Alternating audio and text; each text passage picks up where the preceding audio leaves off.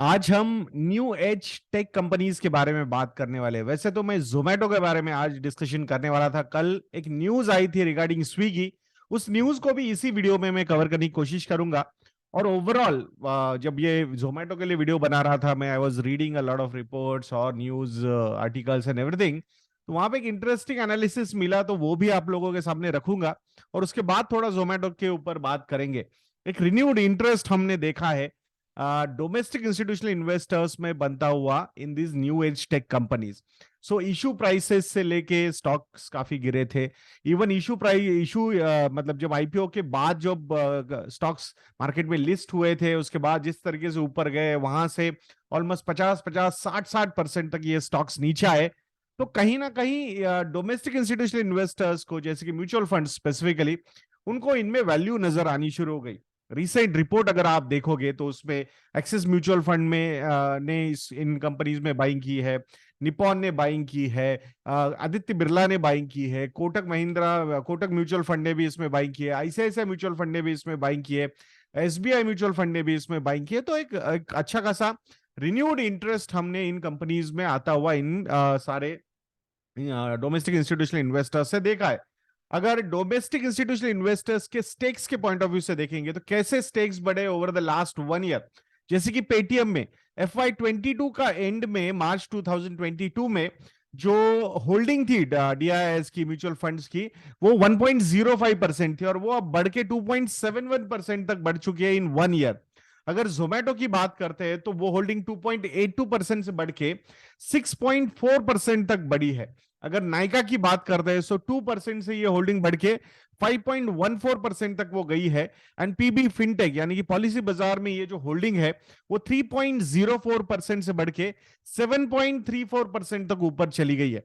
तो डेफिनेटली एक renewed interest सीधा सीधा हमें नजर आता है कि भाई ये इसमें इन म्यूचुअल फंड्स ने को इसमें इन कंपनीज में आया है। क्या रीजंस हो सकते हैं इसके पीछे के? तो फाइनली मेरे हिसाब से प्रॉफिटेबिलिटी के टॉक्स इन कंपनीज ने देना शुरू कर दिया है कि नहीं। पाथ टू प्रॉफिटेबिलिटी, मतलब पहले कैसे हो रहा था कि भाई बस एक्वायर करते जाओ, कस्टमर्स एक्वायर करते जाओ, फंडिंग जब चाहे तब मिल जाएगी, उसमें कोई प्रॉब्लम नहीं है। सो बस you just need to keep on acquiring new customers. तो अब वो जो मिथ है वो कहीं ना कहीं बर्स्ट हो गया है। And they have also realize that कि boss, if we are listed in the markets, we will have to show profits, otherwise it is not going to work. So cost control करके, profitability पे focus करके उन्होंने वो path लिया है, ऐसा सीधा सीधा समझ में आ रहा है। अब इनका प्रॉब्लम क्या था? सबसे बड़ा प्रॉब्लम क्या था इन कंपनीज का लिस्ट होने के बाद?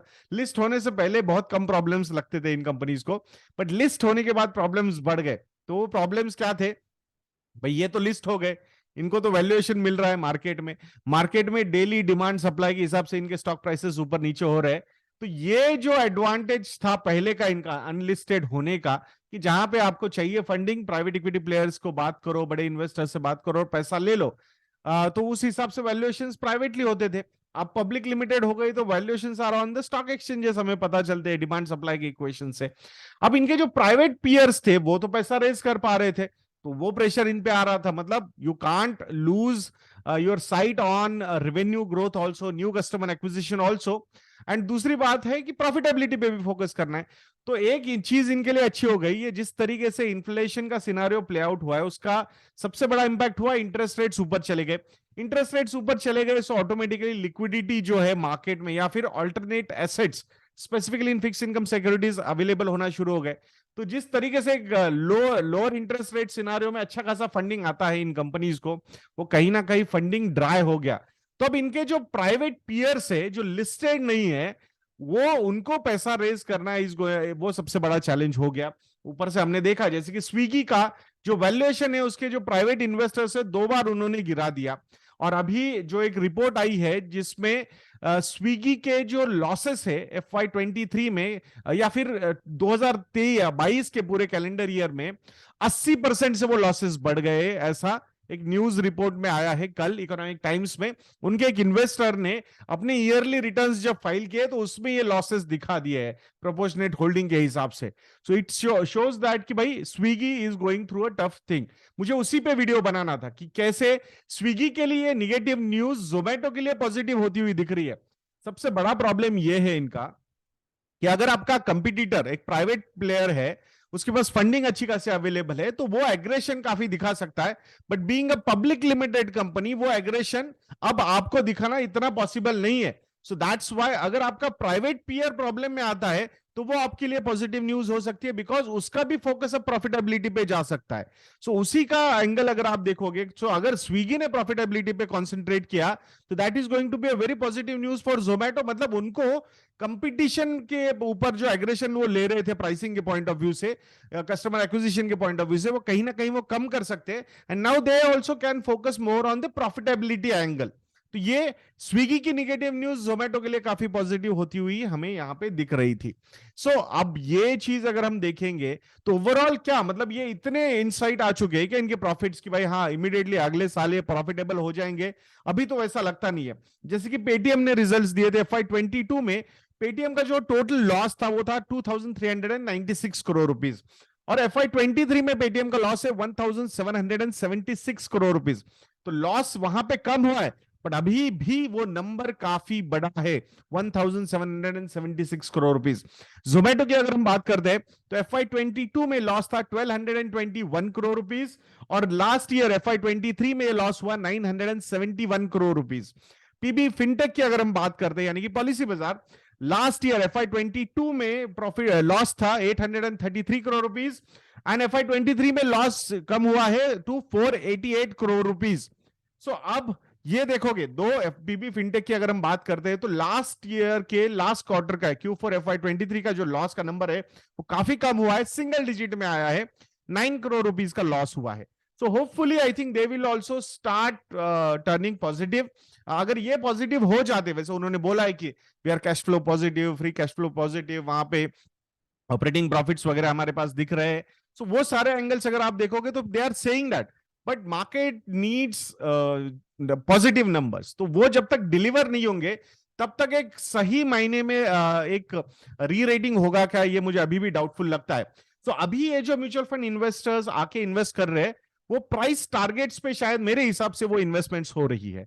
सो मतलब कि भाई एग्जांपल है, not I am not, don't take it as a target. तो एग्जांपल, अगर जोमेटो को रिपोर्ट्स निकली है 85-90 रुपीज का टारगेट है, 100 रुपीज का टारगेट है, तो उस हिसाब से अगर वो अचीव हो जाते हैं प्राइस टारगेट्स, तो वहां से ये इंस्टीट्यूशनल इन्वेस्टर्स निकल भी सकते हैं।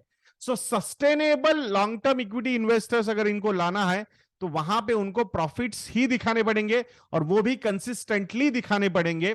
अगर वो नहीं होता है, so I think there will be a pressure. अब जोमेटो की ही बात कर रहे हैं हम, तो ONDC is posing a new challenge. There was one more report जिसमें कंपैरिजन किया जा रहा था कि कैसे ONDC प्लेटफॉर्म्स पे जो पेटीएम ने वहां पे थोड़ा सा सपोर्ट किया है, तो वहां प्राइसिंग का डिफरेंस विजाविज जोमेटो का प्राइसिंग का डिफरेंस विजाविज स्विगी का, वहां अच्छा खासा 30 से 40% का डिफरेंस प्राइसिंग में अभी भी नजर आ रहा है, एटलीस्ट बड़े रेस्टोरेंट्स के साथ।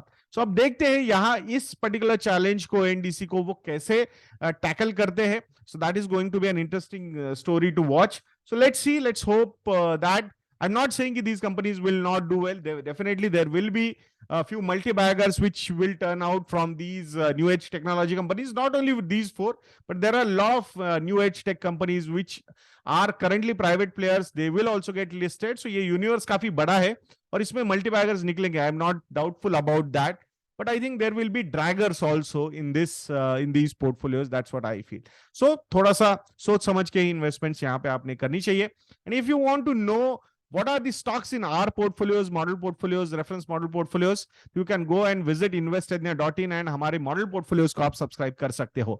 If you need any help in portfolio management, investment advisory, investment planning, financial planning, you can contact our relationship cell. We'll be more than happy to help you on that front also. तो contact details are available on our website investednya.in. तो ऐसे videos के लिए channel पे बने रहिए, video को like करना, शेयर करना और चैनल को सब्सक्राइब करना बिल्कुल मत भूलना। नेक्स्ट वीडियो में मिलते हैं। जय हिंद।